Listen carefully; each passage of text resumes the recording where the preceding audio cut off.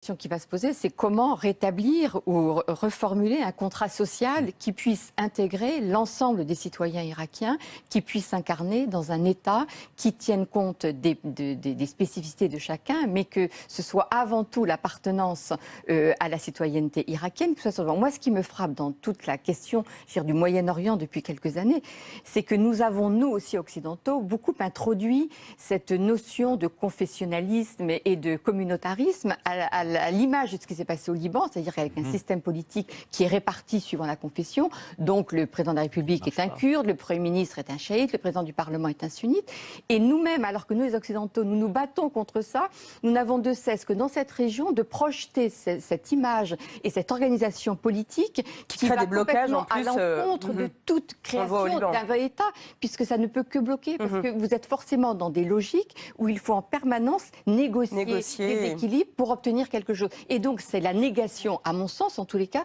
de ce qu'est un État. Et ce qui est frappant, c'est de voir que ce sont beaucoup les interventions extérieures qui proposent ce modèle et qui mettent en œuvre ce modèle qui n'est pas forcément le modèle rêvé des Irakiens, bien évidemment, même si avec les mois qui passent et les années qui passent, effectivement, les Irakiens sont de plus en plus prisonniers chacun de leur communauté pour les raisons qu'on a déjà évoquées, de protection, du zaïm ou du chef.